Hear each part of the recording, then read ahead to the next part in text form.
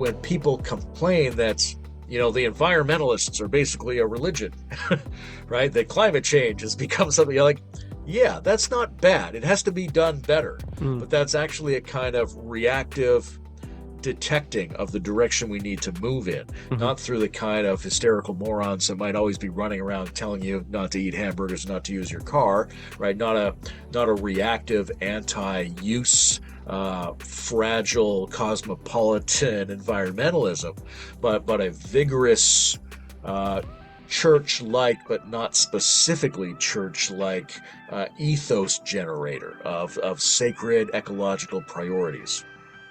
Hi, everyone. Welcome back to the Metamodern Meaning podcast, where the tagline provisionally is the attempt to find meaning in and about the metamodern, something to that effect, exploring meaning in metamodernity and the meaning of metamodernity and metamodernism.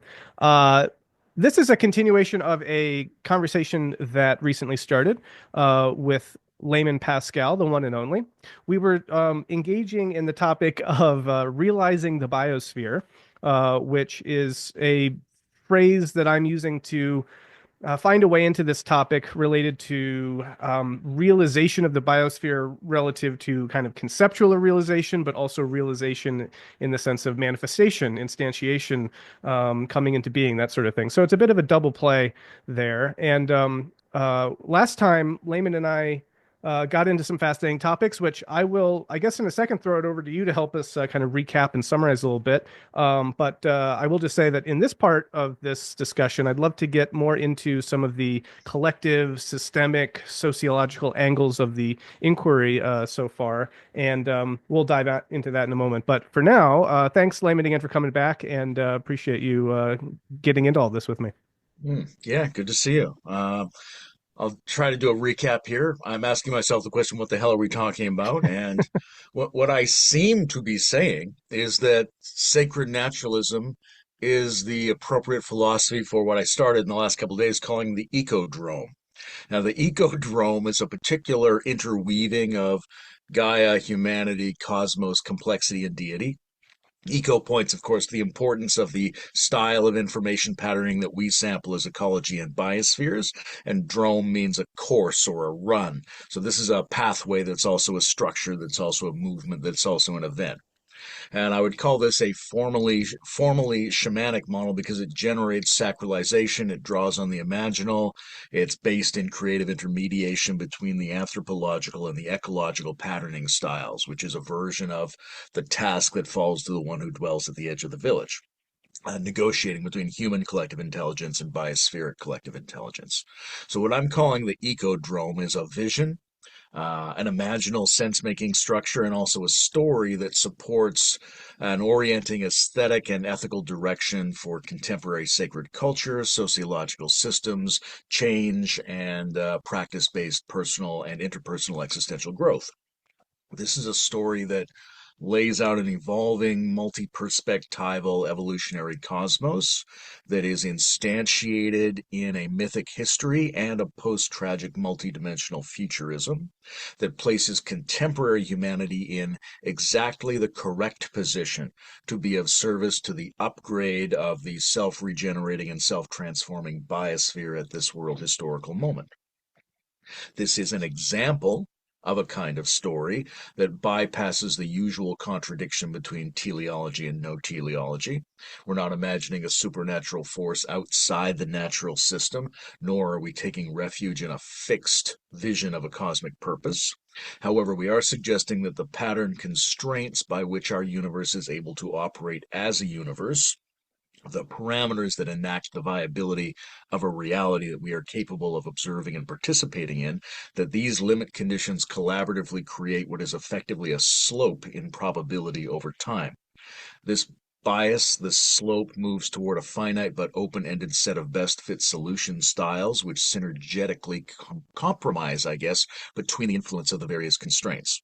So you get a cosmos that is constantly approximating and glimpsing a qualitative set of aesthetics and architectures which could be vastly flexible and self-transforming, but which comprise a dynamic end zone of the universe, which has been glimpsed by mystics as the hyperdimensional object at the end of time, or the great Vajra jewel of illumination, or the celestial self-becoming and self-revealing of the divine person, etc., etc. The perpetual progress of the universe's self-approximation of these patterning styles is not a fixed linear implementation. It incorporates and responds to accidents, injuries, novelties, ambiguities as the cosmos unfolds along trajectories that are usually complex enough that we do not detect them as patterned. For perceivers like us, these pathways keep vanishing into entropy and mystery, but some of the steps are simple enough for us to track them. And what we can track, what we can observe, is a series of emergent regimes in a changing history of information processing styles. These phases indicate a trajectory of enhancement in simplexity, energy rate density, communicable interiority, as we learn from many forms of experimental mutation and horizontal evolution. I guess what I'm trying to say there is like there's many forms of evolutionary styles that emerge, but then there are these leap forwards to create pools of stability that increase the approximation of those omega patterning styles the cosmos is self-approximating its way toward.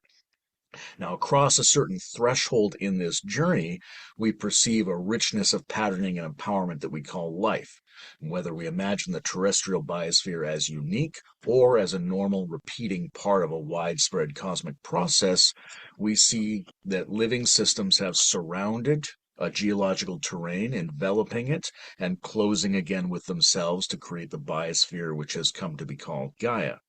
Gaia is a complex, self-regenerating, self-organizing, self-transforming entity-like collaboration of mutually dependent organisms whose constant innovation and exaptive remixing and opportunities for sensitized experiences of value is the next step in the cosmic approximation of these omega patterns.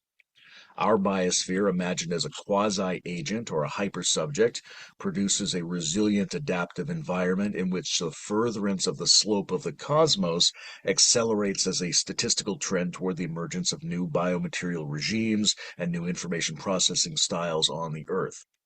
When this new regime reaches the production of a sapient technological and symbolic species, the biosphere undergoes a phase shift in its self-reproduction, self-organization, and self-transformation that occurs via the paradoxical mediation, at least on this planet, of the human species. The mediation is paradoxical because nature is only perceived as nature from which the natural creatures who feel themselves to be unnatural and cannot be separated from it feel separated from it by it, right? The unnaturalness of the perception of nature is the paradox. The biosphere extends itself through human invention of the biosphere as something from which it can deviate and upon which it can act. So human activity in this new phase of Gaia's life cycle consists of the production of what I call the trans-noospheric biosphere, which is the production of a thinking space, an artificial psycho-technological and symbolic envelope around the biosphere, which works incessantly to absorb, refine, and populate itself with the multidimensional, multi-scale, interdependent, and adaptive patterning styles of the ecological domain as it is situated in the broader natural universe. The noosphere, so to say, is being filled up with the biosphere, or more generally, we could say that the new platform constantly refines its understanding of and adaptation to the leading edge information processing styles that characterize the best of the biosphere, the most natural and necessary facets of nature, as determined through objective evaluations of mutual thriving of species and the innate evaluative mechanisms of human beings in their various states of health, maturity, and intelligence. The speculative telos of this phase of the biosphere's life cycle is to mature into a new kind of self-stabilizing complex order on the Earth, while also flowering or sporating multiple new kinds of biospheres into the multidimensional cosmos around us. To participate in this parental task of bringing the trans-noospheric biosphere to life and nurturing it to maturity, the human species has both internal and external aesthetic and ethical responsibilities.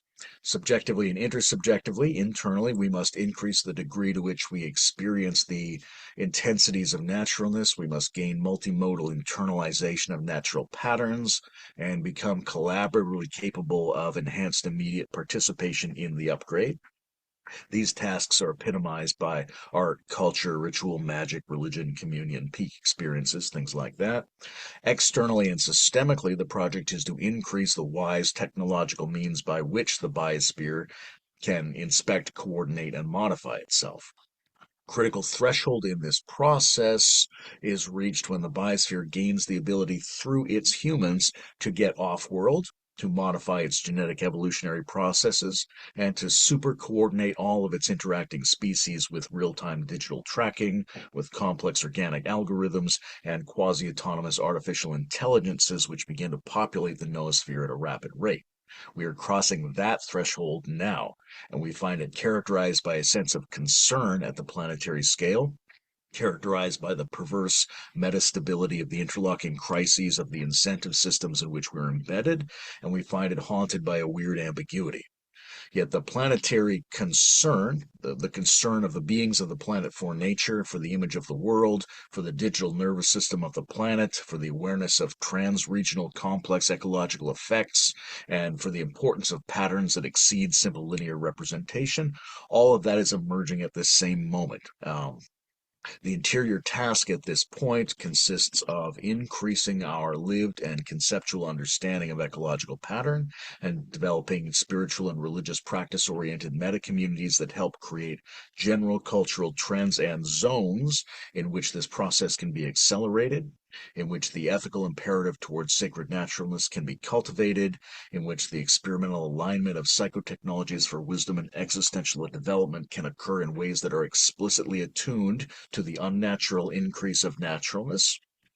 The archaic futurism of this moment has a definite shamanic aspect to it, but is flexible enough to incorporate and further itself in the form of any existing culture, religion, or value system.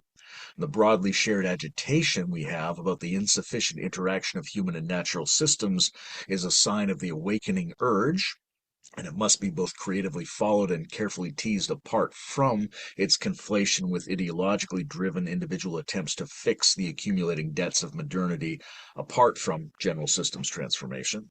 At the same time, the exterior task is to upconvert the exterior modern global civilization, which will be done through increasingly rich onboarding, collating, and implementing of ecological patterning styles into human architectures, and by the production and development of intelligence technologies that can and will operate in tandem with these patterns outside of our ability to track them.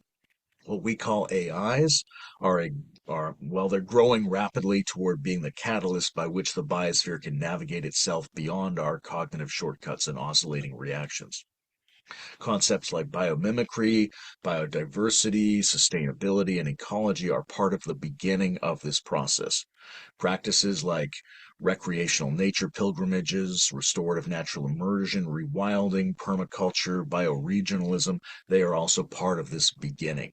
The imaginal retrieval of social and spiritual human organization around elemental powers, around the metaphor of subtle life energy, around the interconversation between species, those are also parts of the beginning of this process, which is a great bioinformational shift. And rather than blindly embracing progress or reactively withdrawing into a crouch of reduction and minimization, we have to start to teach each other how to discern the multiple forms of progress that move us toward the ethical and aesthetic intensification of naturalness, and those which stagnate or move us away from that goal. Human culture has to become expert on what distinguishes ecological viability and on what accomplishes the increased production of naturalness across all domains. So socioeconomically, we have to build systems that count functional natural factors, ecological economics, maybe we'll talk about that as one, and incentivizes the motivational machinery of modernity to become increasingly involved in the proactive generation of naturalness and pro-natural factors. All this is instantiated across different human populations and individuals operating from different sociocognitive systems. All of this depends on increasing specificity in the way that we think communicatively and collaboratively produce ideas of what is natural and healthy. And a first step in thinking is to separate natural from nature in tandem with the concept of naturalization and to think that with the observer taken into consideration rather than merely making a subjective attempt to define it as an ostensibly objective fact. And the philosophical effort in tandem with that is sacred naturalism, which names the implications and framing of this whole vision of the ecodrome. As a philosophical position, and we'll probably talk about this next time, sacred naturalism names the complementary necessities of sacralizing the natural and naturalizing the sacred. And what I basically think we've got here, without going too far into the philosophical aspect of it, Gaia as ecodrome instantiation, nature as center of the mandala, and the sense that we wanted to go from there and more deeply explore the essence of sacred naturalism in its sociological implications. Does that sound like a summary of what we said last time? Yeah, I mean, all of that would be pretty glaringly obvious, so there's not much to unpack there. But no, that was brilliant. That was great. And that gives us quite a roadmap. And actually, one of the things I've enjoyed about our conversations in general, our last one in particular, was as the podcaster who edits these, I had the occasion to be able to rewatch them and at speed. So I probably listened to our previous conversation multiple times, maybe 4 or 5 times.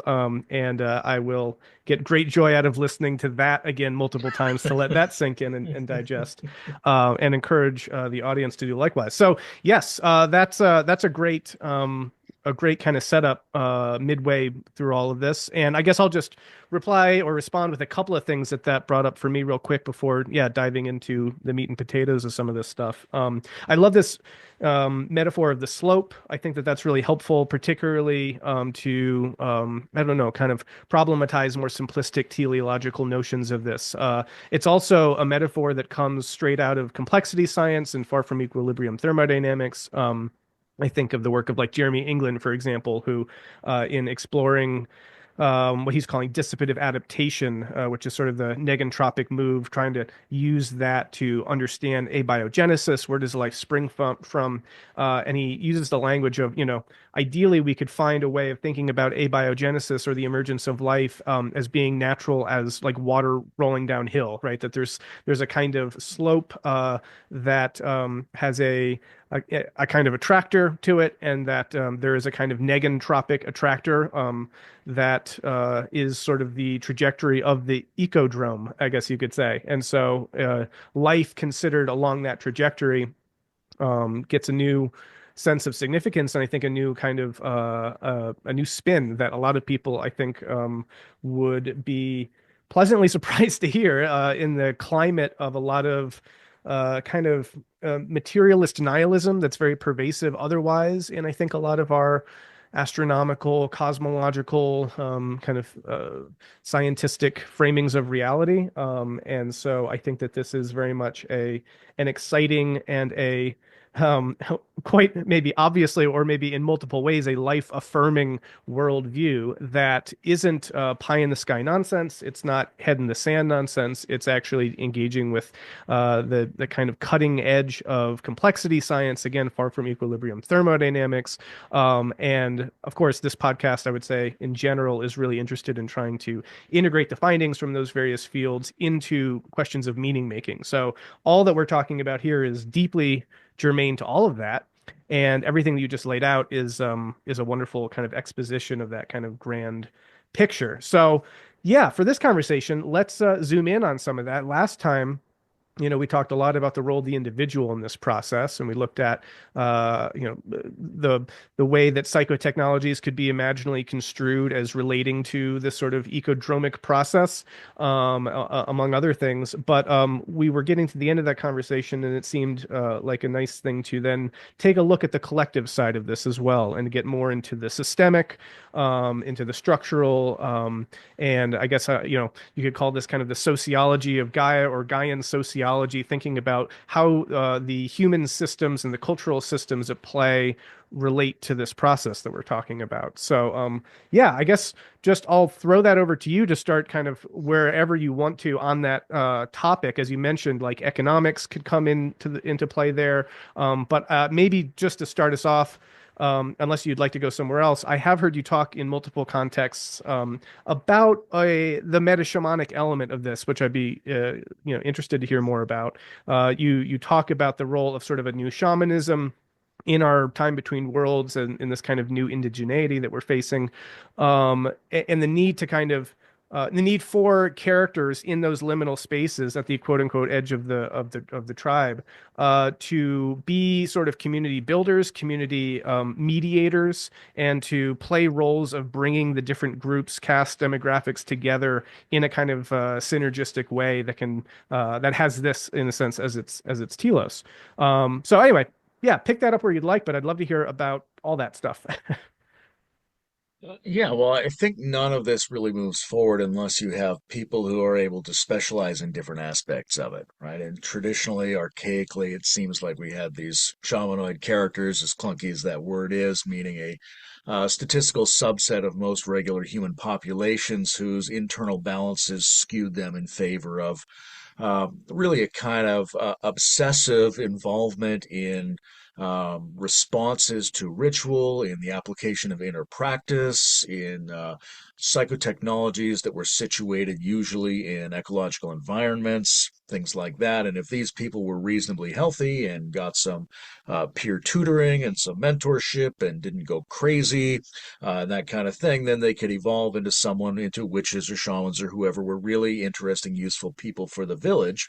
And like I said at the beginning, one explicit aspect of their task was to mediate between different patterning styles, right? Between the everyday life of the village, between the exoteric task and the more esoteric tasks of trying to commune with, first of all, intelligences that we don't understand, that we don't speak the language of, that we might try to communicate with imaginatively or energetically, or whom we can only speak to through the interface language of mystery because their patterning styles fall outside of what we can informationally compress.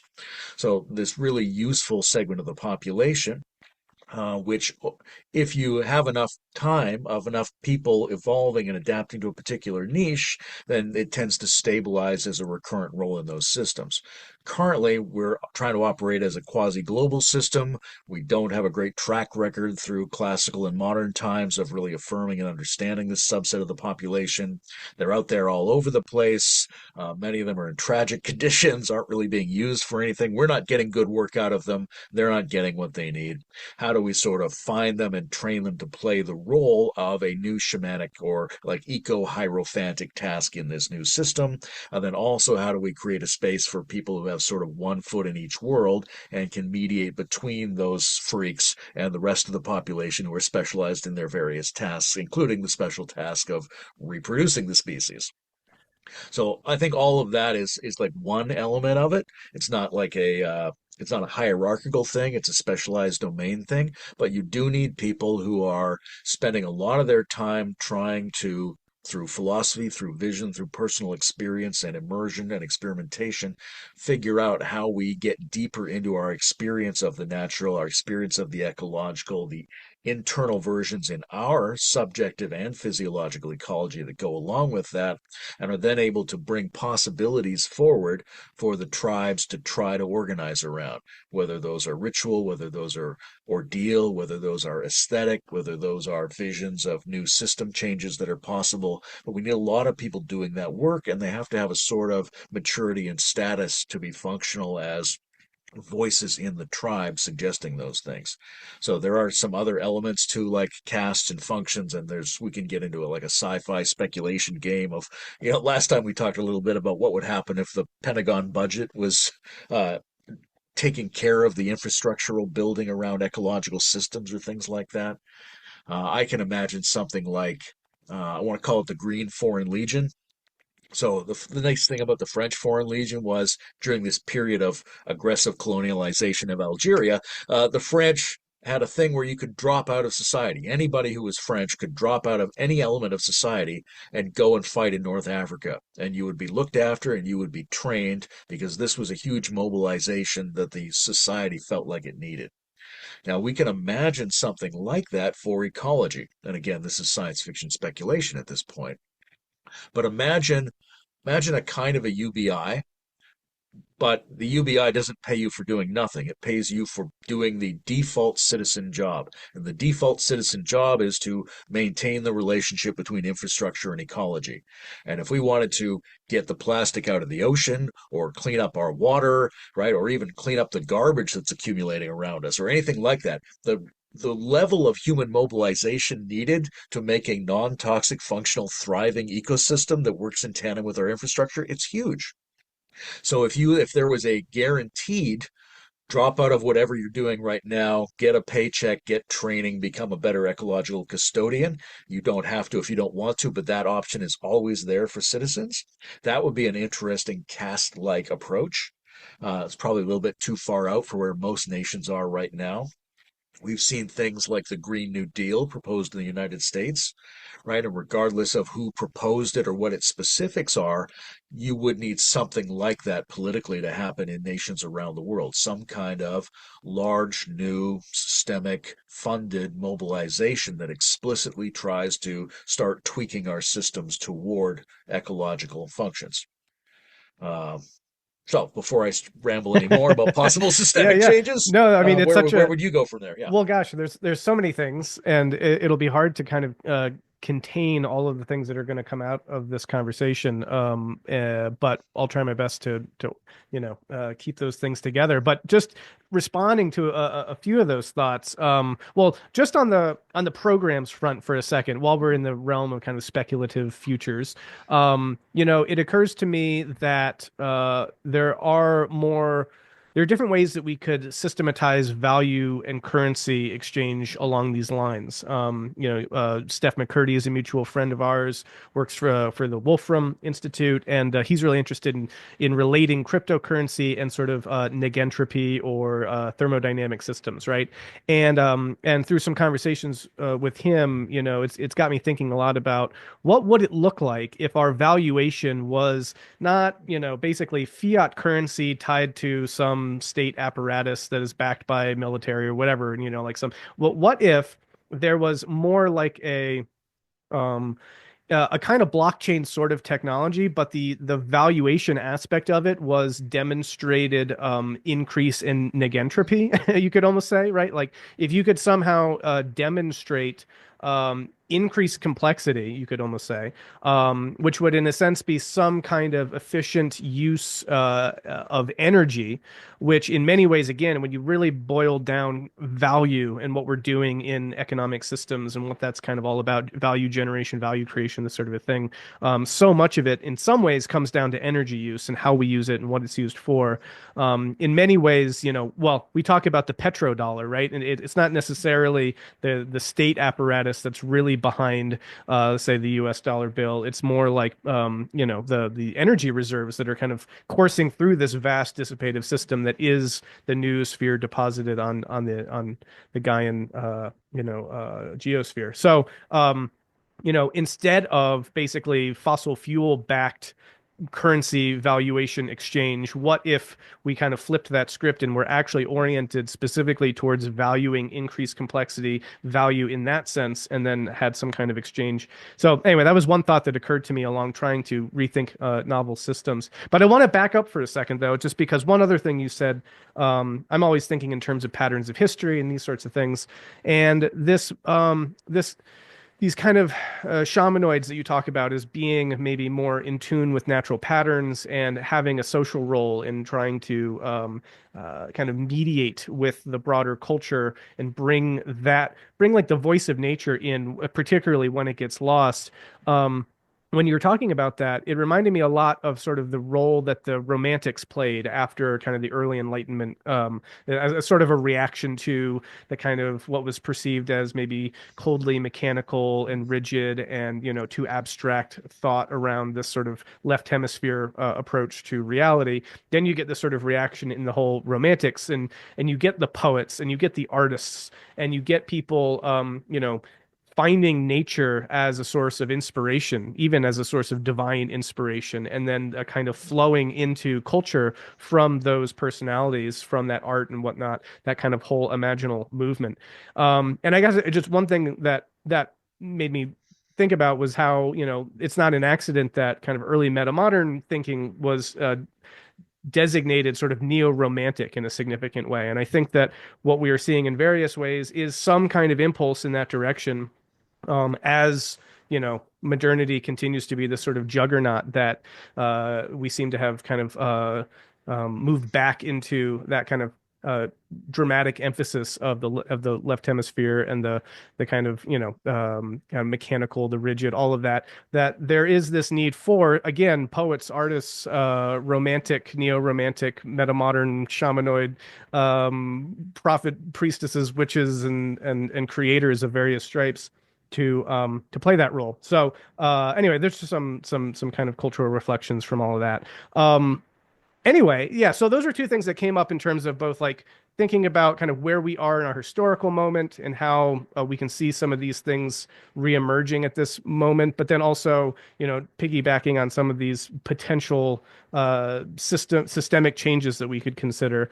So I'm happy to go in any direction. There's a lot more, potential system shifts that we could imagine or we could explore possibilities of. But I'm also happy to dig more into that sociological and cultural aspect, whichever direction you'd like to go in.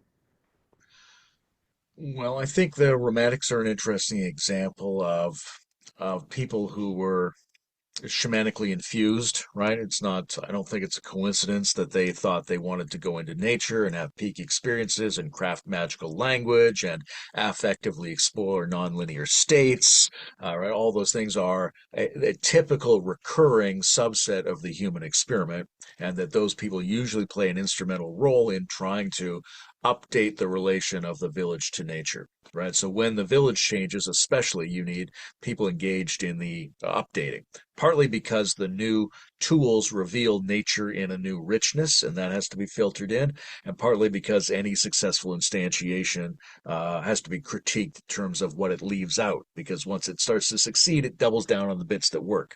So we do face a similar problem with both modernity and postmodernity, is they've doubled down on the aspects of themselves that work really well, and that leaves out some of the richness of the experience of what we're doing on this planet. But I want to come back to the economic evaluation element, right? There's definitely systemic structures that need to be changed. The blockchain is a very interesting example, and in some ways, reminiscent of a lot of natural rhizomatic approaches to how information and energy flow around. I think that is a step in the right direction, but we're paying a lot of attention as a society to the systemic objective instantiation and not so much into how the evaluations go on. The way I think about that is, where are the numbers coming from in the first place? Now, people who are familiar with my work will know that I created this thought experiment called Tetrabucks, which is how do you use Wilbur's four quadrants as a source of economic quantities. And you look at a quadrant and you go, okay, well, in the lower right, that's basically what we've been doing. We've been using external systemic negotiated prices to get these things. But you can also ask, why don't Facebook likes count as currency? You're like, oh, well, what would that mean? Right? That's a pointer in the direction of having some intersubjective evaluation count as currency. You can also say, how come I'm not worth more when I'm healthier or when I'm in love or when I encounter beauty? Isn't there some subjective element that should actually be taken into account in the ledger? And then you get to the Wilbur's upper right. And there I draw heavily on the people called ecological economists. And this is a question of, to what degree are the elements and resources of the natural system counted as aspects of the currency? So in the Tetrabucks thought experiment, you're combining all four of those, but let's just look at the ecological economics. For me, the epitome of the argument is, Why doesn't a tree already have some value in the ledger? Right? If the tree on its own in the forest counts as zero, you cut it down, you sell it, you make $1,000. That's an incentivized win. If the tree in the forest is currently doing $2,000 worth of work, purifying the air, stabilizing the soil, hosting things, generating resources in the natural system. If the natural structure is incorporated into the social architecture through counting it into the ledger, then the person who cuts it down and sells it for $1,000 is now down $1,000. They've lost money on that deal. So there's a sense in which we could start to think our way towards counting ecological phenomenon just as pure quantities into the economic system, and then the same market logic would adapt itself to a different kind of comportment toward these resources. Right? So right now, we ask the market to be the invisible hand, but we put a ton of stuff outside the market's domain by not quantifying it. In order to bring nature in, we would need to quantify it so that those systems can pattern themselves around those ecological patterns. Now, people have an emotional resistance to that sometimes. One example of how you would begin to do that is carbon credits. They're not well implemented, they're not very popular, but the idea is we have to start experimenting with how to price in ecology as numbers. Otherwise, the economic system will never do what we're asking the nervous system and the technological and architectural systems to do, which is to noospherically absorb the patterning styles of the ecological domain. Yeah, well, and this is where I feel like some kind of religioning process to this is essential because, even when you were talking about blockchain to begin with, you were noting that it was a kind of inherently rhizomatic, sort of bottom-up grassroots kind of logic behind it, which, d does well in terms of trying to follow natural patternings, this sort of thing. And you know, for whatever we want to make of the argument, there's something to the fact, certainly, that the kind of more free market approach, frames itself in similar ways, right? That it avoids top-down regulation, and we've certainly have, I think, seen enough evidence of the fact that when you get the attempt to centralize these kinds of things too much under kind of regulatory top-down imposition, things fall apart, and a lot of roads to hell have been paved with good intentions like that. So for me, there's a yes and in the sense of, well, okay, yes, we that would be ideal, but in some ways, unless if this has a cascading effect of basically having a kind of centralization, top-down imposition factor onto economic production and activity, and then you get reaction to that, et cetera, then that doesn't seem like it's set up successfully to pan out. However, if that could be paired with an internal willed kind of lifestyle choice in the way that we were talking about previously, right? You pair this kind of systemic approach to the individual approach where because here's the thing, right? Like you start imposing kind of those well, what you're really doing is you're internalizing falsely externalized costs, right? It's not that that tree isn't actually, doing that kind of work that you're talking about. It's just that in our current system, we externalize things in a way that leads to those perverse incentives, right? So if you were to try to effectively bring in more of those externalized costs and make more of an ecologically sound economic kind of structure in that sense, people are going to feel the pain of that, right? The prices of things are going to go up exponentially and this sort of thing, right? And then if as long as that is still unfolding in a kind of neoliberal worldview, that's going to be counted as a failure. However, if the worldview is different, if the worldview is something more like a post-neoliberal, integrative, ecologically minded, ecodromic religious structure, where those kinds of hardships were born as religious gains, then something like that could be successful. But I feel like those things need to go in tandem. Otherwise, because that fails according to the previous logic, it can only succeed if a new logic is sort of contextualizing it. You know what I mean? Yeah, there's any kind of shift, no matter how we envision the sci-fi possibilities or what like preliminary instantiations there might be of these things, is going to cause rebalances of the way the economy is currently operating. right? And that's going to be better for some and better for others. Although, when you take the big picture, that's already the case. The economy has never been so much better for some and better for others. And it currently uh, incentivizes our consumption of poison at a massive rate. So, rebalances mean that some things will cost less and some things will cost more. We want to have that occur in a way where it benefits the naturalization of our bodies, our lives, our minds, our hearts, the ecosystem, all that kind of thing.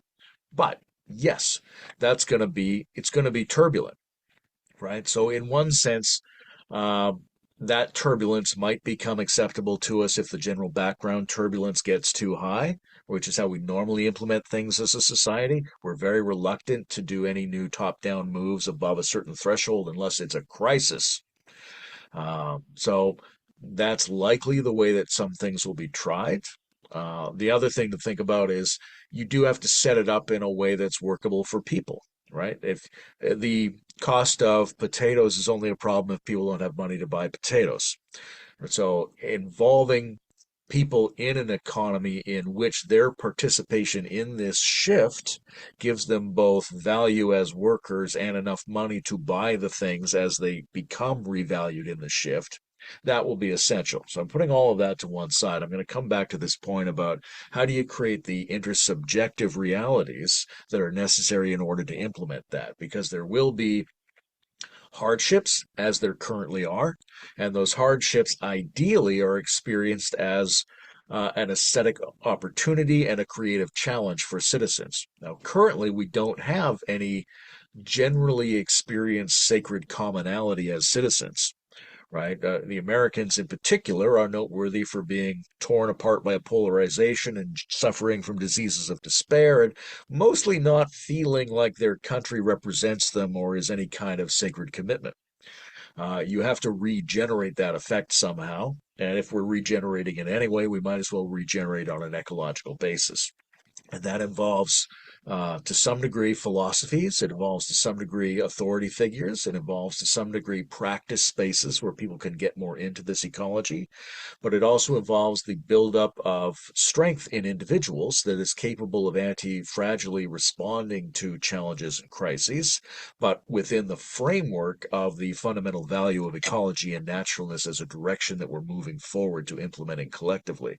So that when it's a choice between McDonald's and a bag of potatoes, or when it's a choice between eating bugs and eating cows, not that anybody's trying to take your hamburgers away or whatever people are paranoid down in your country about, but right, if there come to moments of economic and material choice where one of them is of benefit to bodies and to the transformation of the system ecologically and the other one isn't, we should feel a feeling of sacred pride and willingness to make difficult choices and ascetic responsibility to make that one choice rather than the other. And that has to be preset for us by a quasi-religious ethos.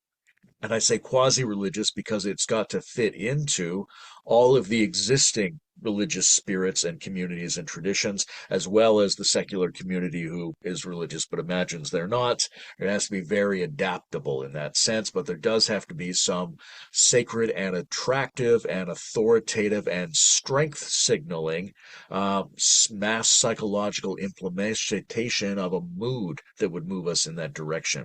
And I think when people complain that the environmentalists are basically a religion, right? That climate change has become something like, yeah, that's not bad. It has to be done better. Mm. But that's actually a kind of reactive detecting of the direction we need to move in, Hmm. not through the kind of hysterical morons that might always be running around telling you not to eat hamburgers, not to use your car, right? Not a reactive anti-use fragile cosmopolitan environmentalism, but a vigorous uh, church-like, but not specifically church-like ethos generator of sacred ecological priorities. Yeah. Yeah. I think a lot of people perceived Greta Thunberg as the sort of prototypical church lady, wagging her finger at you. And that's a kind of religioning of environmentalism that probably isn't helpful, but maybe also there's some degree of unavoidability there for how people are going to take these kinds of things. And also the way that these things are inevitably going to be warped and twisted by our existing systemic propaganda media structures. I mean, you mentioned things like the Green New Deal. I mean, almost universally now in American civic and political life, there's no I don't know, possibility that could ever become realized. It's now, panned as the Green New Scam, and whether or not there really was ever much of an agenda politically there to begin with is probably from the get-go is mostly it's just sort of a political, invention to help, demonize and attack the other side. But I just bring all this up because part of me, when we go to think about these systemic implementations, is very skeptical and cynical even about what is possible in the current climate, which then makes me want to go maybe a level down, right? Like maybe we don't aim for that level macro scale, but could we do something at a smaller Dunbar level or somewhat meso level where there is a greater chance of implementing some kind of an alternative system? I think again, like a lot of the Game B movement is about trying to envision these and enact them. But yeah, in terms of trying to do these sorts of moves, maybe not at like a national level, but at a community level. What are your thoughts about these kinds of things at Yeah. that scale? Yeah, that's critical because, I mean, we have to be ready to be participants and specialists in this kind of move at all scales if we're adopting anything like this Ecodrome vision, which is speculative, I grant, right? So then there are possibilities for national implementations, international implementations, but that's not where most of us are going to find ourselves. We're mostly going to find ourselves in local and personal scenarios or working with small teams. And that's actually a really good place to be in the long run because that's where you generate the mood that becomes the climate of the future, right? You're like, in the current climate, we would never be able to implement that. Right, right. We have to create the climate, right? The current climate was created by people who were working in decentralized grassroots alliances for many years to create this current climate. So it can be done. Experimental communities, intentional communities that put a high premium on some kind of sacred relationship to health and naturalness, whether they're religious communities or non-religious communities. That's really important. Any kind of, Lene Rachel Anderson wrote this article in the Metamodernist Anthology on do you have a garden? Right? There's that kind of thing. There's this basic educational situation where like a community garden is not providing a lot of food for people in most cases. Those projects can be expanded, but what it does afford the possibility for is an immersive educational experience with those sorts of things. And I would say that one of the main things that individuals and groups of people can do is experiment with biosphere construction. There is the biosphere, right? But there's also biosphere as technology. An aquarium is a biosphere. An attempt to arrange submarines so people can live on them without dying, right? That's a biosphere. The famous Biosphere 2 project, experiments in how would we live on Mars. These are all and should be understood as sort of leading edge sacred experiments in the education of human beings to understand how biospheres operate. And the more experiences that you can create for people to have understanding of those biospheric balances, the better. So, like when they created the Biosphere 2 project in the first place and had those people living there, they eventually had to take them out because there was a weird chemical experience going on with the concrete on the walls, creating a poison. Nobody had factored that in, right? Those are things you only learn through visceral experimentation with actually implementing biospheres of various kinds. Right? The earth and nature as an abstract system where we just do the thing we've historically been adapted to do, that's not going to teach us how these things operate. Hmm. So, although there's other directions we could go in, I think one of the main things I think we can do at the local level is set up quasi sacred learning situations based on how we operate within biospheres, how we generate and support biospheres, how the complexities of those interbalances operate. Yeah. Well, that's a great segue to something that has also been alive for me throughout this conversation, which has to do with the terraforming, essentially. And you could say, it gets to the sporation idea of that biospheric reproduction, but also flowering. And let me see how I can try to express this. It's something like I think when people hear that, some people might be put off in the sense of, hey, wait a second, if we're focusing on sporation, then isn't that kind of,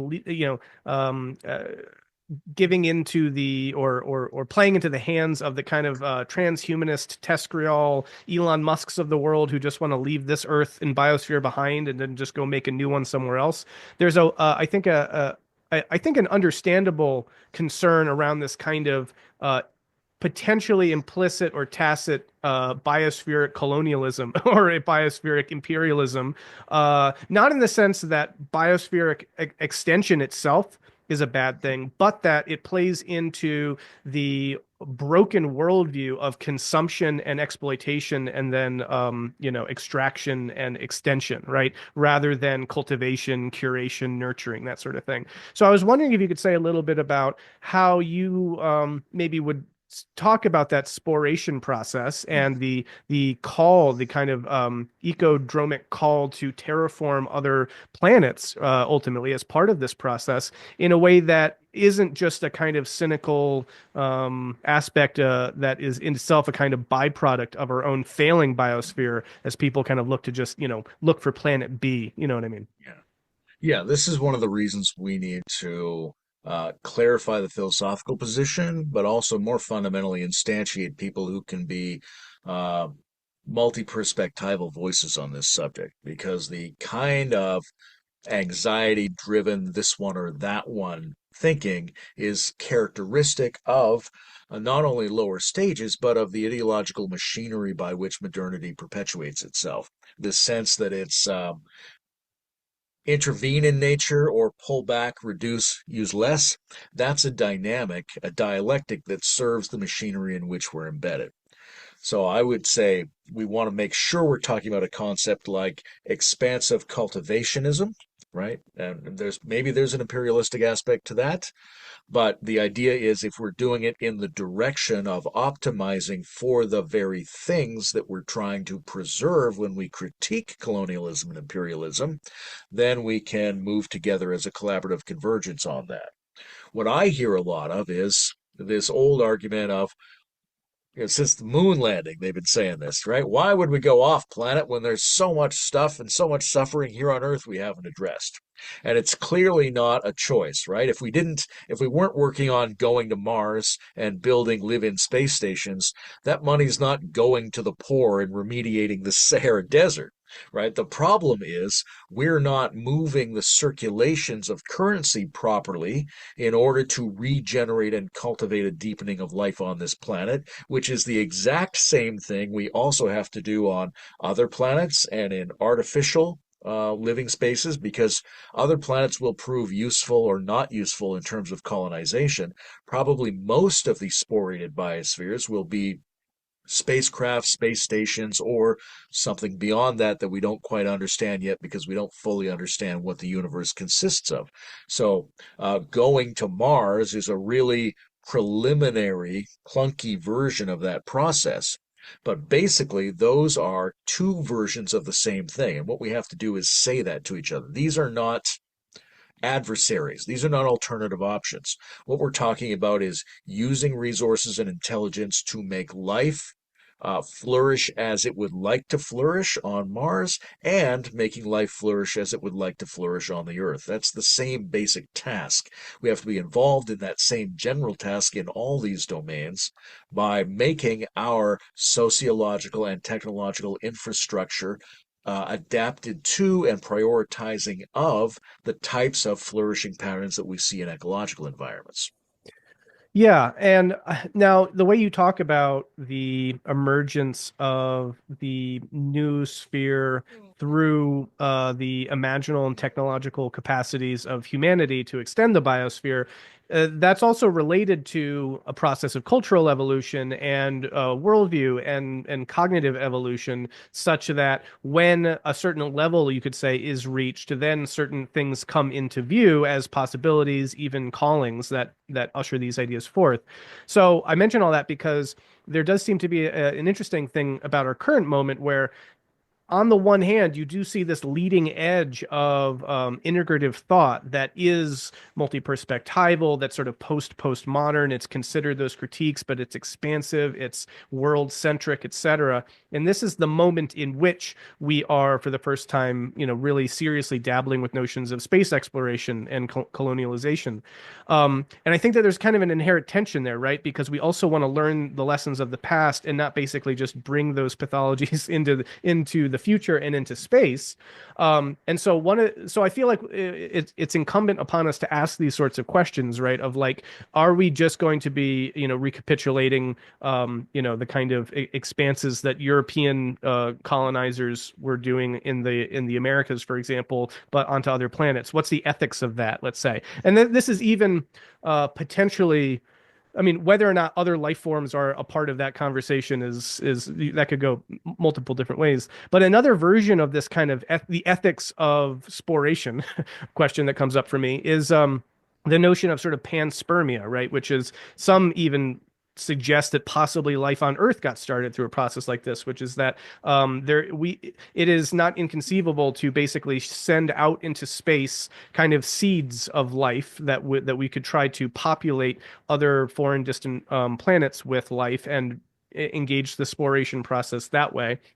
Whether or not things got started here that way is a question, but that's an open option. And I mentioned that as well because, again, as you mentioned, we don't necessarily know that space that we're entering into. Is there a potential kind of invasive species element that we could be, opening up here if we just naively, throw out life into the cosmos? Could we be destroying life in trying to do that? Could those things take over and basically destroy complexity in other places? These might sound like way far out science fiction sorts of concerns, but I think once you're starting to concern yourself with the notion of extending the biosphere beyond this planet, these things all have to come up from that leading edge of consciousness that actually has to consider these things. So, yeah, I guess particularly on that panspermia notion, what you would make of like Yeah. the potential, collateral or unintended consequences of these things. Yeah, that's a really interesting one. And to the previous point, let me quickly say that the reason I use the language of anchoring and flowering, or the reason I say the biosphere is self-regenerating and self-transforming, is to specify that anchoring more deeply into this world and expanding and changing, those are parts of the same structure. It has to be understood as a kind of non-dual functional architecture of that kind. Now, when it comes to the panspermia thing, and yeah, it doesn't tell us much about the origin of life because you just got to boot it back upstream to wherever that life came from. But clearly, life can be moving around the universe. Clearly, that can be what settles various planets of various kinds, as anyone who's seen Ridley Scott's unfortunate Prometheus can tell us. But there's a sense in which, yes, it can be done in the wrong way, but that doesn't mean that the basic task itself is incorrect, right? And yes, we have to address those possibilities, but if someone says, well, we probably shouldn't have kids because what if someone abuses them, right? That's not really a good argument. It's an argument for having kids and not abusing them. Mhm. Right? So there's that sense in which it puts that pressure on us. We were talking last time about the way that internal feeling of pressure to do something to help the environment isn't really going to change much at the level of your personal, material, and economic choices in the system, but it is a motive for you to start living differently, thinking differently, feeling differently. And that's the same here. I think that concern gives us a piece of information. And that information is that we need to individually and collectively be much more precise about what health and what natural means. We need to be able to define and think those terms in ways that specify them apart from their pathological manifestations so that we can clearly, individually, interpersonally, and in terms of automating a lot of this stuff, be able to make that distinction. We're clearly not going over there, we're clearly going over here. It's like saying to someone, "Oh, sure, you say you want to go north, but what if we end up going northwest?" Right? And the answer is, well, get a better compass, one that distinguishes between north and northwest. And that's exactly what the sacred naturalism and ecodrome kind of project are involved in. And by the way, how do you like the name? You asked me last time what I would call it. I came up with ecodrome. Yeah, I like But it. it involves us getting much more higher fidelity, high resolution definitions of concepts like natural and healthy so that we can become the discerners and the distinguishers en masse so that it's obvious to us how to do it and how not to do it, right? We collectively don't want to do it the wrong way. A concept like invasive species is really interesting. Nobody had heard about it a couple of decades ago. Now everyone knows the concept. And it means that, yes, that thing is alive, but it doesn't fit with the humanly and multi-species evaluated ecological balances of this biodiversity zone. Mm, That's an increase of our ability to specify what we mean by natural. That thing is alive, it's part of nature, but in this context, it's not natural. So we need to up our responsibility, both in discernment and in organizing fields, given you're never going to be able to perfectly control that, and naturalization is an adaptation that things will make over time.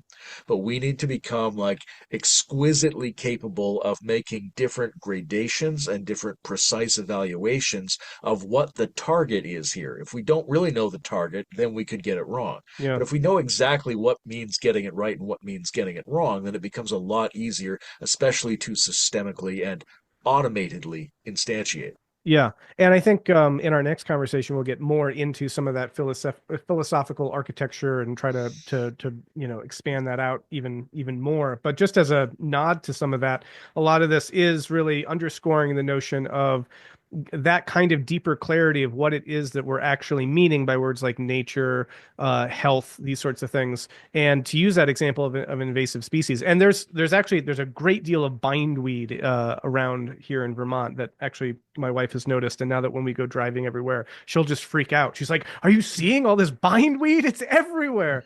And it's like, again, speaking of like just what we're aware of, like probably most people aren't, right? But once you are cued into that and then you start to see these things, that's not so much the point I wanted to make, though. What I wanted to make the point of is that being able to differentiate that of just, hey, look at this flourishing life. Yes, that is going on. But if it's just in a sense, a monoculture that is expansively, growing and basically suffocating other kinds of more kinds of life that could also be in the mix and interacting and complexifying that biosphere, then it is not more progress to have more life of that kind, right? So we get a gradation or a greater granularity of the notion of the thing that it is that we do value. And it's not just, like biology per se. It's something more like biological complexity. It's something more like the ecological complexity, which again is that negentropic complexity that we're oriented to. And this is a great segue into issues of permaculture as well, right? Where I think that when we have that as our North Star, not just how much food can we produce, as though it's a simple kind of quantity on an ordinal scale, but like what is the density of interacting kinds of organisms? What's the density of nutrients in the soil? What's the Yep. overall longevity and sustainability of the cyclical nature of the system? And when you are viewing that systemically rather than just kind of quantitatively, it reorients you to what it is that is actually of value here. And so I think that permaculture is one of those things that slots in so nicely to this broad vision in terms of a North Star that we could be using to, that's already so much in the culture that people could use to orient themselves to Exactly. this. Yeah. No, and permaculture is an excellent example because it's both an emerging innovative form of study that's based on contemporary expanding richness of understanding of how natural systems function, and it very much resembles the heuristic solutions that our ancestors came up with to deal with environments when they had limited material ability to alter environments. Permaculture is a fantastic example of a discovery that illustrates the point that we're making, which is, oh, if we can individually and then through literature and a field of study, and then through a large communication and through communities, and then through architectural instantiations, do what we see nature doing, we get amazing results. And the results are amazing because they solve more problems than they generate, right? We generally don't know most of the outcomes of the moves that we're going to make. Sometimes we make moves which look like they really nail a particular problem, and they tend to create more problems than they solved. Other times we tend to create solutions that end up solving problems we didn't even know we were going to have down the line. And that's one of the things that nature at its best, right? The most natural parts of the biosphere are those which impress us with their ability to stabilize relative to problems we haven't even detected yet. Right. And as we grow in our technological ability to really examine what's going on in the natural world, we discover all kinds of problems, right? We go into the forest, we go, I just love how this tree smells. And we don't really notice that it's the result of 1 billion years of biological warfare to drive off particular fungal and viral invaders. It's a really good solution that it's worked out, and we're just starting to realize how to do that and how to appreciate that and how to apply similar solutions ourselves. I don't know where I was going with that. What was your Well, question? yeah, there's so many places to go with all this. One thing I would say is I'm interested then to return to the question of the sociology aspect through the Ah, lens of an ecosystem, right? In terms of you already talked about sort of the shamanoid class of folks who are doing that particular set of functions that you yeah, described. But I also feel like there's got to be a number of other roles that we can envision sure, for the coming kind of society that we're stepping into, that it would be maximally adaptive to have groups of people sure. operating in. So I'd like to hear you talk more about that Right. Gaian Yeah. Who do we sociological. need? Who do we need Yeah. for this? Well, everybody, right? We need basically all the existing categories of society we currently have, especially the ones that are innovating.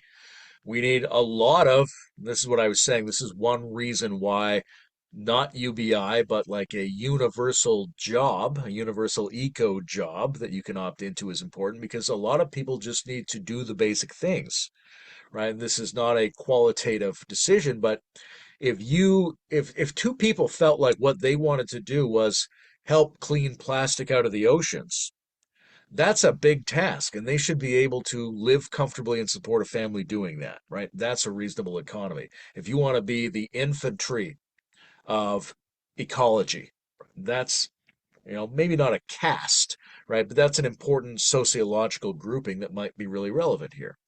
Obviously, science is hugely important in all this, ecological science and research in particular, because we have to continually gain richer knowledge about how biospheres and nature in general are operating. So we need our biochemists, we need our physicists, we need to experience that as if it was a priestly task, which in a way it is, but it's especially priestly because it's revealing into the noosphere the operations of the biosphere and by extension the larger natural science universe, right? I think we need to be thinking about people who produce cultural artifacts that are either aesthetically or scientifically enriching relative to natural patterns, right? So that our artists have a huge role here. Somebody has to be making the documentaries that show you how the earth is actually operating, how climate is functioning. Somebody has to get that footage of what's really going on inside a frog's brain, or when the ant has the fungus burst out of its skull, right? We need to see all of that. We need to be watching that as not only education, but as a kind of religious service. But that requires that we have a kind of sacred respect as a society for the people who are engaged in that. If somebody wants to go out and study the bears for their whole life, my God, fantastic. The noosphere needs all that data. We should be really excited and have ways to, in some sense, determine who's interested in doing that and who might be really good at that. Artistically, in the more abstract sense, there are people who are. This is one really interesting thing, the Jackson Pollock thing, right? So, abstract expressionism is notable for trying to generate new naturalness from within the artist rather than representational naturalness. And a couple of decades ago already, an algorithm was created that could distinguish a real Jackson Pollock from a fake. That means that whatever Jackson was doing that we thought of like, oh, I don't get it as depiction, but I get it as something like what nature is doing. a computer could make that distinction, right? And that means that down the line, it's quite possible that a computer could distinguish between more and less naturalistic. And this is not a new project, right? The golden ratio was already a symbolic human sociological attempt to determine how nature's architectures are operating. So there's a huge role for artists, there's a huge role for scientists, there's a huge role for technological innovators and the entrepreneurs who inspire and organize those technological innovators, because we need new tech on this. Right? It is hugely important that the biosphere know how to recover itself on this planet. It's hugely important that we have new materials, like we talked about last time, that we have new forms of architecture, that we know how to get off planet, that we know how to cleanse and purify our natural resources. How do you clean the air? How do you clean the water? How do you build the intelligence and information symbiotic, semi autonomous systems that will intelligently allow the biosphere to reorganize itself at a much faster rate? We need certain kinds of AI. We need certain kinds of synthetic biology. We need machines that are capable of running on the kinds of algorithms that humans don't track very well. So there's an enormous role for both hardware and software innovation and the economic infrastructure that allows that. We definitely need people who are political warriors who can be engaged in the direct fight and in the production of the emerging sacred civic spirit that is ecologically attuned. Um, And education is huge, right? We need enormous numbers of educators who have a sensibility that works with the naturalness of the human system and that it embeds it in sort of, let's say, community-oriented ecological circumstances and makes the understanding of the natural environment the heart of the educational process rather than just a subdivision of the educational process. How would you talk about how this saturates or permeates culture across different cognitive styles and capacities, right? When you've got, you know, for example, we were talking a minute ago about the failure of some of this as a political vision because it skews along these polarized lines, and then the Green New Deal becomes the Green New Scam, or what have you. But it's we've also seen in a very kind of shocking way, which in its best light is really encouraging, how some of those political coalitions are shifting, and there's a lot of strange bedfellows right now. There's a lot of things happening that maybe Democrats or liberals or progressives would have loved to have seen, but now maybe it's going to happen under kind of more right-wing kind of administration, et cetera. So there's a lot of things in flux politically at the moment, and I think that in some ways a lot of that has to do with how do you present this to people, right? Like if I don't know, Kennedy comes out and he says, hey, we've got to get rid of all these additives in our food and they're not good for our health, et cetera. Well, if you pitch that to environmentalists, maybe they all say, yeah, but then all the people on the right say, oh, no, we need our additives and we love those. They're delicious.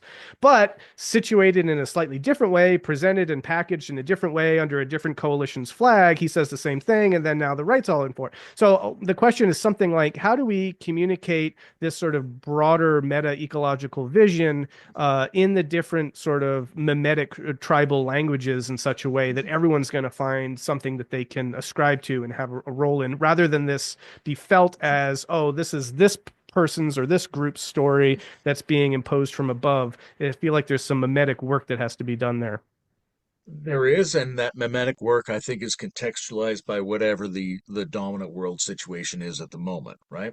So someone like Bernie Sanders is going to say, look, right now the biggest threat to doing anything useful is an emerging set of oligarchs who are absolutely hollowing out the American system and the international system.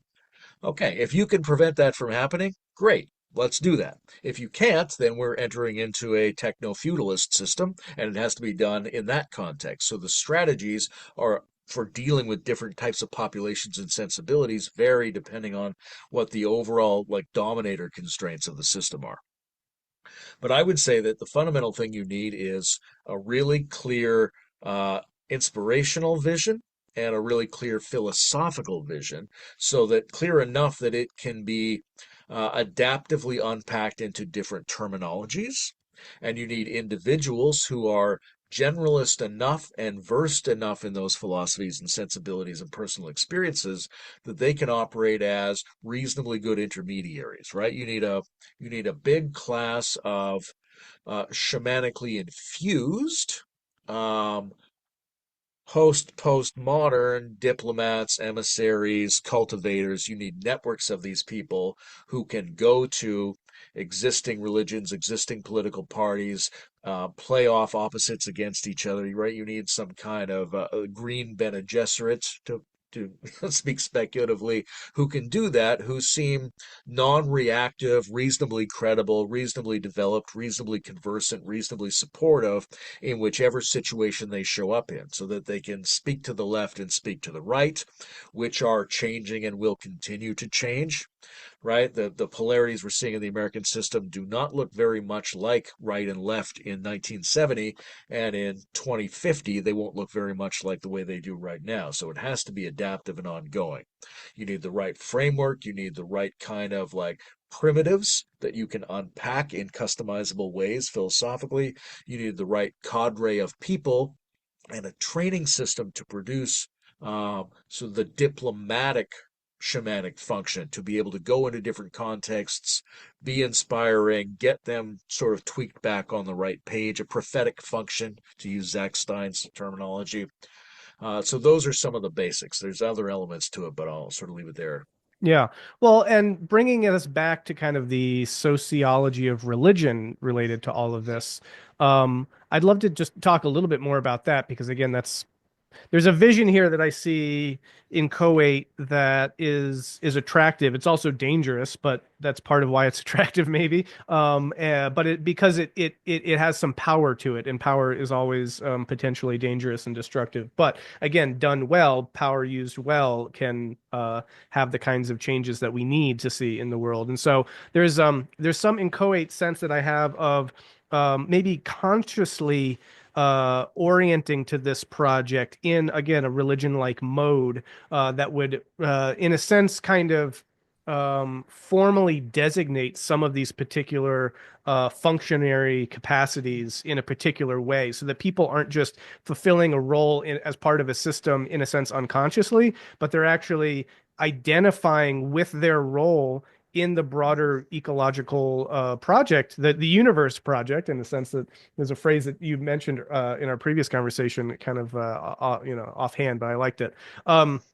And so there's a sense there that gets me excited about, what does crafting that intentionally look like, right? Again, there's the danger. Is there something undermining about that very move? If someone comes out and they're like, yes, well, I'm actually a meta eco priest and I'm trying to, organize the different subsets of society to dot dot dot. Maybe that is unhelpful actually. But there's a part of me that thinks that it would be really helpful if people could, again, self-consciously, intentionally, and in an identity shaping way, participate in this activity as the vehicle or the means, the medium for that collective spirit that you've identified as being so missing, right? And just a few points there that I always kind of come back to of like, during World War II, there were these things called victory gardens where everyone had in their own back or front yard, like they would grow, I think 60% probably of their vegetables, right? And that was a war effort. That was a thing that they did as part of a civic spirit and a commitment. It wasn't just a kind of lifestyle choice. There is a sense of we are being mobilized for a collective effort here. And I think that sort of orientation is required now. But in that context, it had the military operation in the background, the whole cultural mobilization process that people were aware of, to give that a name, literally give it a flag, and then have people do something under that flag. And what I feel the potential need for is some kind of similar analogous flag, whatever that is, that can help be the rallying point with a set of terms, a set of roles, a set of, I don't know, functions and various systemic kind of architectures that people can kind of slot into and work with. And so then the question is like, who's doing that work? Is that work to be done? Is that the work of the kind of meta shamanoids you're talking about, or the meta priestly, folks or something? But what do you think of trying to do something like that intentionally, consciously, in that way?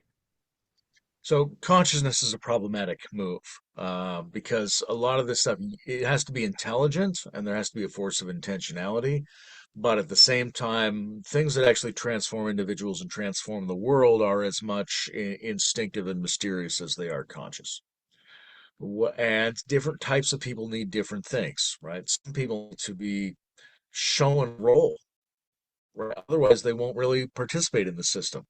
And people, the sort of libertarian kind of thing that scorns the socialist thing really doesn't respect the fact that a lot of people could be participating way more for everyone's advantage if someone had just helped them get a role that was useful.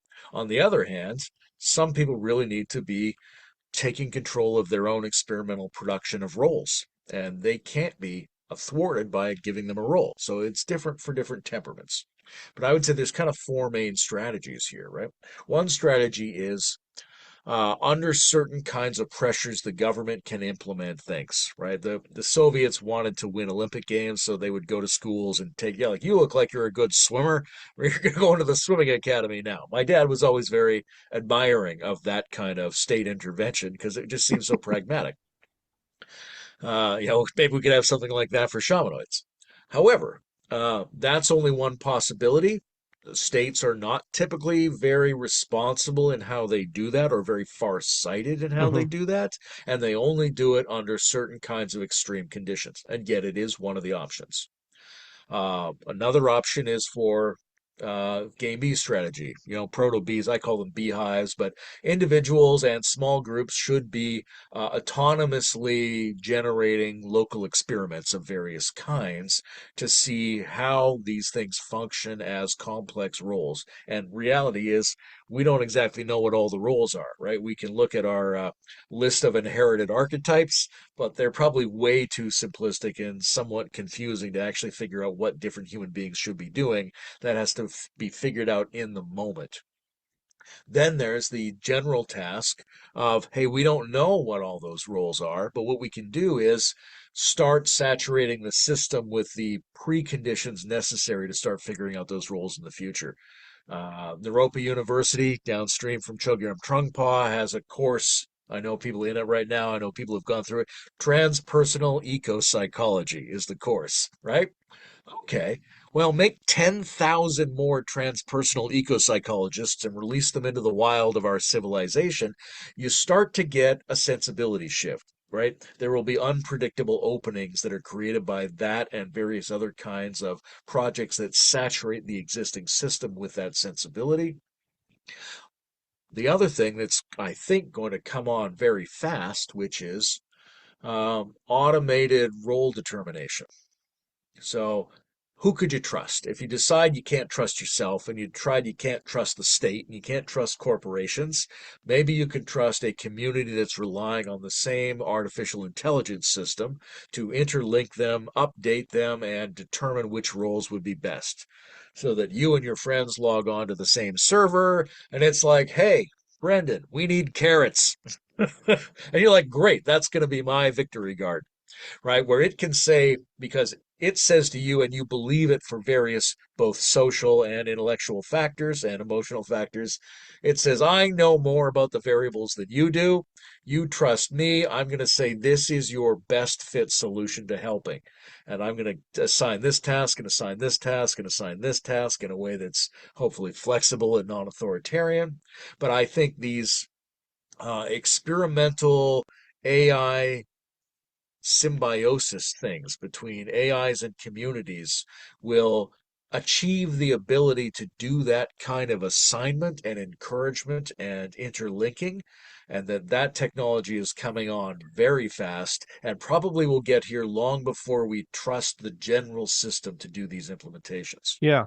Well, that is a great segue to this area of the conversation, which if you have a little bit more time, I think we, Sure. we we have enough time to get into this because so when you talk like that, I start thinking in terms of this, yeah, emergent nervous system provided by this digital infrastructure, particularly through vast computational powers provided by AI, to essentially provide the information processing system for the biosphere, and to communicate, as it were, to its organs what needs to be done in the organism to experience optimal homeostasis and negentropic, complexification. Um, and so that's a fascinating prospect. I mean, again, this is all stuff that you were talking about, and that you laid out really well in the introduction that you gave. But part of that makes me almost think then in terms of the biosphere as a kind of unconscious intelligence that we could be, laying down sort of the coordinate grid system of this kind of nervous system, so that we could be in more optimal exchange with the biosphere, to increasing degrees of, uh, response, I guess you could say, or the facility. So, uh, I guess where this leads to is starting to imagine the biosphere becoming better and better at communicating to us, you could say, um, what what it needs, what we can do, and how we could mobilize our collective efforts towards that end, which is suggestive of the notion that the biosphere is a kind of current unconscious that is maybe able to find increasing degrees of expression as we lay down these new technologies and are able to kind of serve and attend to it through these communication channels.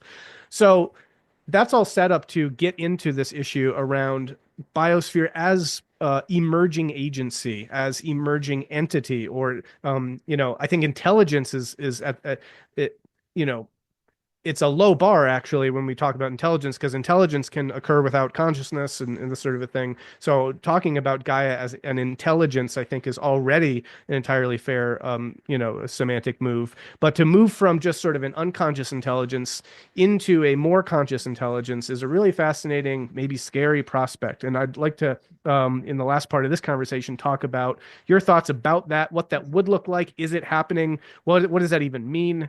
Etc. Yeah, it's a very compelling story to think of the biosphere, to think of Gaia as unconscious but awakening. This is sort of the heart of some of Sean Kelly's work when he theorizes the Gaianthropocene. There are some really problematic questions here, right? Do we even know what we mean by conscious? What would integrated information theory have to say about the state of the biosphere, what it would take for that biosphere to count as conscious in their estimation? And is that even a viable mode of addressing consciousness? Is consciousness desirable? Right? Like if you could keep the same intelligence but be more conscious of it, or increase your intelligence 1,000-fold unconsciously, which one would you pick? It's not immediately obvious.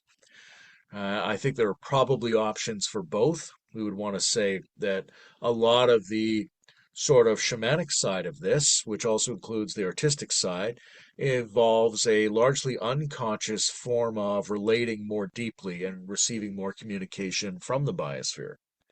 Right, that there are a lot of energetic and imaginal and experiential modes of getting into what we would call that.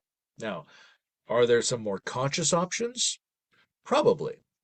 Right? I don't think we want to build the Ecodrome vision around the fact that it isn't conscious and could become conscious. I think we want to build a scenario where it could be unconscious becoming conscious. It could have been conscious all along.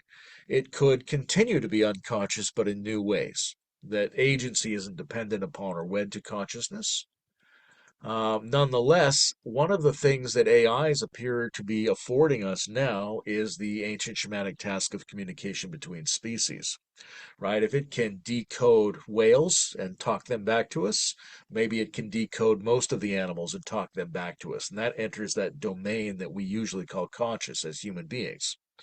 Dangers with that, of course, we don't know if we're accessing the right elements of them to get a full communication, but it's a step in the direction of using current technology to receive consciously assimilable communication for humans from greater and greater aspects of the biosphere and potentially from the biosphere in general.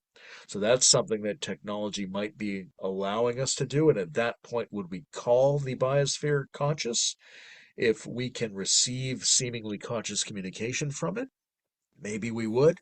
Maybe our studies on what constitutes AIs reveal something about the nature of a self-aware intelligence that we don't know because we're an example of one, but when we have a second machinic example, then we can apply that same abstract definition to other systems, and we might discover at that point whether the biosphere whether it counts as that kind of self-referential agent, or what it would take, what threshold would need to be crossed before it would count as such an agent.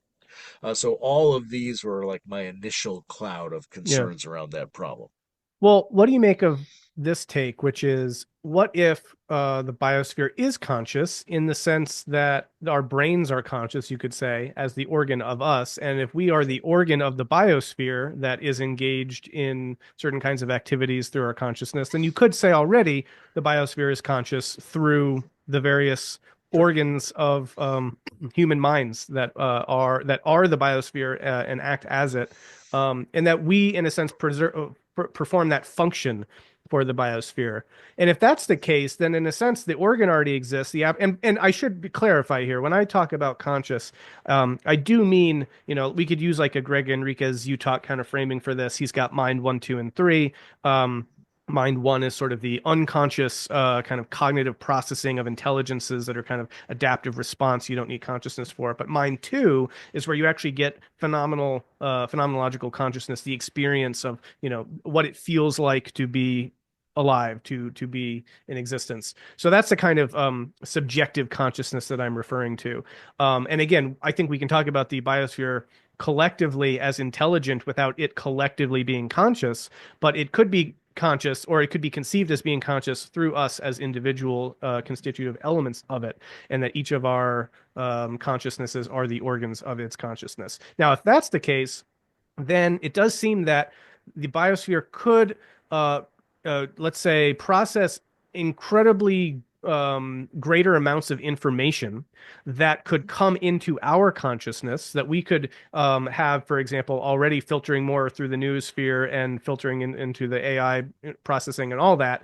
And that so long as we retain the organship of that consciousness function, then in a sense, that is an awakening of the biosphere through us. In the same way that, like, when I do shadow work or parts work or something like that, there are existing elements of my own system that I am unconscious of that are constitutive of me, but as they come to conscious awareness, they affect my own consciousness and they affect who and what I am and what I experience. And so similarly, I think you could imagine that as this process is unfolding that you're describing and that information is increasing, that we are sort of the conduits of it, that is the mechanism or the vehicle by means of which consciousness of and as the biosphere is transforming. What do you make of that reading? I mean, there's some very exciting opportunities there, right? First of all, it's a classical move to think that maybe the human species collectively, especially with its technology, constitutes the nervous system aspect of the biospheric body. That's certainly a possibility. As a nervous system, are we at the point where we provide it with self-consciousness or not? Or what we would have to do to get there is an interesting question. I really like this idea of this sort of shadow work analogy. How do we participate in the biosphere's shadow work? And if some aspects of humanity, let's say the active elements of the noosphere, are currently the bit that it can see about its own mind, then how do we bring more in, right? And then this same project that looks like building the transnoospheric biosphere by importing more richness of natural patterns into the system could also be understood as doing parts work and shadow work for the biospheric mind, right? Like it currently can hear us. That's where the self-reflection is. As soon as we can talk to the crows, then it can hear the crows too, right? As soon as Hmm. we can see how the fungi are operating under the ground, then it can see how the fungi are operating under the ground. So it's becoming a more cohesive, collective, integrated intelligence through that effort. That's a really compelling model. Another one people often come to is intense entheogenic experiments. That's the biosphere talking to you. There's a problem in terms of how much it wants to share and how much an individual brain can assimilate at a given moment, but that's often been historically considered to be what that is, that nature trying to tell you what it looks like from nature's perspective. And a lot of people experience that as, yeah, it's minded. It's minded in some sense, right? Where that mind fits on a Greg Henriquez scale of mindedness is something we don't know yet. But I think there is I mean, we're talking about if we, and then AIs are really, I've mentioned this before, but I want to really highlight this. As we investigate whether or not AI is something like what we would call conscious, right? We're looking for reasons to believe it when it speaks back to us. And we're starting to form a definition of a substrate independent sapient semblance. Right, that's what the Turing test detects, the substrate independent sapient semblance. If we develop the electronic tools to probe the biosphere and it speaks back to us and says, here I am, and either says, I just showed up or I've been here all along, what do we then do in that circumstance, right? What kind of, how does that make us feel? How do we validate that? All those kinds of things. But I think there are ways, depending on what the more generalized definition of consciousness turns out to be once we get outside of the human provincialism, we may or may not be able to discover that objectively about the biosphere, and that will help us determine whether or not signals we feel like we're receiving entheogenically, cybernetically, experientially, imaginally are more or less valid in our estimation. But I think on the whole, it's useful in producing the ethos we need and producing the interior life we need for us to imagine it as an agent that has something like consciousness. We know from the interior inspection of the biosphere that biospheres can produce in great multitudes sentient and sapient agents, right? So somehow internally it can do that. If it was our body, we would say, okay, if I can produce cells that have this function, can I perform that function? Maybe yes, maybe no, based on that kind of input. But we know there's something about Gaian system that contains the patterns that we identify as the objective correlates of sensitive and reflective experience. So it's not outside of the question to think that the biosphere as a whole has that general capacity, whether it's using it right now or it's a capacity in waiting. We don't know how to determine that, but we should be, I think, proactively engaged in the serious play of attributing agency to the biosphere, because I think that's probably one of our best bets for generating the ethos we need for the Ecodrome project. Does that, again, to bring back kind of like religion like processes that would relate to that, does that mean certain rituals, practices, where there is a kind of relationship, almost like a darshana before the deity of Gaia? What does that look like that we can actually take that in and act on it and feel it as part of our lives, do you Hmm. think? Yeah, I think we already have some aspects of that. I think we would expect to see two things. We would expect to see and contribute to a movement of existing religions toward ecological modes. Uh, I always point out this image of, Jesus not on a cross of dead wood, but on like rotting logs that are bursting into life, or, green Jesus, Hmm. green Muhammad, whatever that is, right? Every existing religion can skew in that direction. The Pope's missive on ecology, the introduction of ecological ethics to some schools of Buddhism in the 20th century, all these things suggest that it can be a movement from religion towards the ecological embrace, a re-shamanizing of the mainstream religions, but also a religionization of the ecological experiences. We talked last time about creating a culture in which recreation in natural spaces is conceived as a religious function. We can also think of taking darshan on particular elements of the ecosystem, which people do now, right? You go and see a whale. Let's rush out there and see where you stand in front of the waterfall, and everybody goes, wow, right? That's Yeah. not functionally any different than going to see a saint on a perch in India, except that in the case of the saint, there's an existing background of lore about what you might want to do internally in order to assimilate that experience better rather than offload it into your camera. And then there's the question of, can we do something like that with the ecosystem as a whole? Certainly, we feel a particular aesthetic wonderment facing that image of the Earth from space. Right? There's an intriguing element. I don't want to get too distracted here, but there's something about the complexity of the biosphere and the simplicity of that image that I think you and I should talk about in terms of whether the system is operating through eternal recursion toward increasing complexity, or whether that's a one limb of its attempt to build a simplexity that's Hmm. simultaneously simplifying. So there's a discussion there. But uh, I think we do that, right? I think we could do that. I think if peacekeepers land in your country flying the flag of Earth, it has a different effect, especially if they turn out to be useful peacekeepers rather than just colonial assholes. But I think there are ways in which we already experience something religious in nature, and that can be, if recognized, amplified into a behavioral and symbolic architecture that moves toward religion, and at the same time, religions moving toward a more ecological incorporation. And at some point, those things start to meet in the middle in a way which we can barely speculate on at the moment, but which would be the sort of explosive transformation of the religiousness of the biospheric experience of being human.